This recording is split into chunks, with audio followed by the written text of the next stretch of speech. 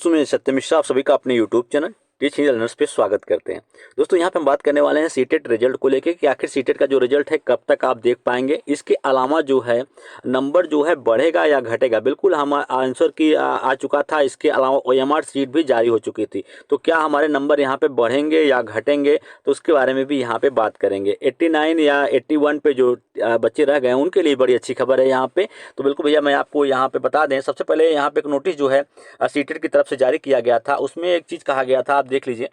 कहा गया था इसमें कि अगर आपको लगता है कि आपके द्वारा जो प्रश्न का जो है जवाब दिया गया है वो सही है और यहाँ पे सीबीएसई के द्वारा जो जवाब यहाँ पे जारी किया गया वो गलत है, तो फिर आप उसके लिए आपत्ति दर्ज करा सकते हैं। कहा गया था कि 1 से लेके 5 जनवरी, बिल्कुल 1 से लेके 5 जनवरी तक जो है यहाँ पे आपत्ति दर्ज कराने के लिए कहा गया था कि 1 से लेके 5 तक आप जो है आपत्ति दर्ज करवा सकते हैं। उसके बाद मान के चलिए कि 2 से 3 दिन इसमें जो है स्क्रूटनी करने में लगेगा।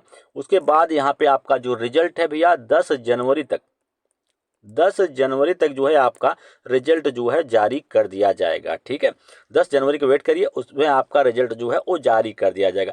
बात होती है कि क्या रिवाइड आंसर की भी आएगा, तो बिल्कुल आपका रिजल्ट जो है आ जाता है, उसके साथ ही रिवाइड आंसर की भी जारी होती है, लेकिन रिजल्ट में ही आपका बिल्कुल सब चीज़ क्लियर हो जाता है कि ठीक है कितने नंबर बढ़े हैं। ठीक है, तो बिल्कुल यहाँ पे घटने का तो सवाल ही नहीं उठता है, नंबर जो हैं बढ़ते ही हैं। 1 से 2 नंबरों का अंतर जो उसको पिछले कई सालों में देखा गया है कि रिजल्ट आने के बाद 1 से 2 नंबर का जो है परिवर्तन देखने के लिए मिल ही जाता है। ठीक है, क्योंकि यहाँ पे काफ़ी बच्चे जो है ऑब्जेक्शन भी किए रहते हैं।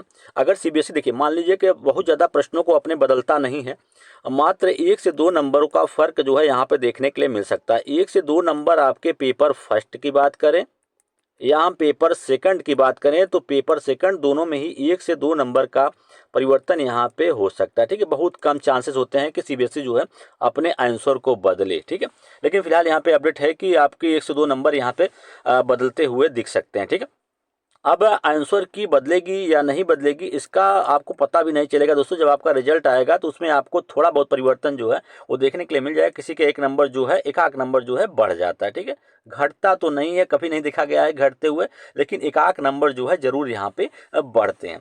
अब यह यहाँ पे बात आती है कि नंबर बढ़ेगा कैसे, तो बिल्कुल यहाँ पे आपको पता है कि आप जो है ओएमआर सीट भी आपका जारी हुआ था, उसके साथ साथ आंसर की भी जारी हुआ था।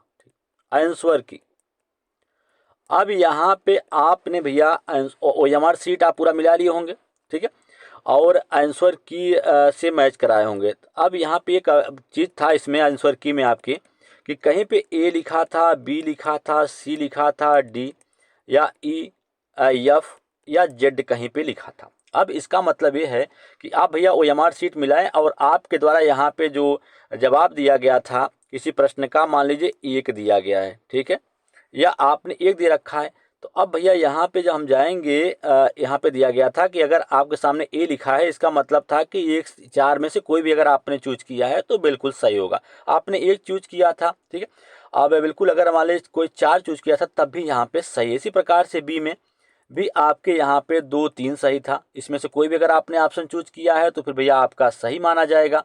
ठीक है, इसके अलावा जेड एक ऐसा वर्ड है, इसका अगर आपने कोई भी ऑप्शन जो है चूज किया था 1 2 3 4 5, तो यहाँ पे आपका 1 नंबर पक्का जो है बढ़ने वाला है। ठीक है, अगर आप 89 पे टिक गए हैं या 81 पे टिके हैं तो फिर भैया ये जो जेड है आपको जो है वो पास करवाएगा। ठीक है, 89 वाले या 81 वाले सबको यहाँ पे पास होने का बड़ा मौका जो है मिलेगा। ठीक है, अगर आपके आंसर की में कहीं पे जेड लिखा था तो फिर भैया आप जो है 81 पे टिके हैं तो फिर भैया आप जो है पास हो जाएंगे, वहीं 89 वाले भी पास होंगे। तो बिल्कुल यहाँ पे नंबर बढ़ने के चांसेस हैं और घटने के तो बिल्कुल कम चांस है।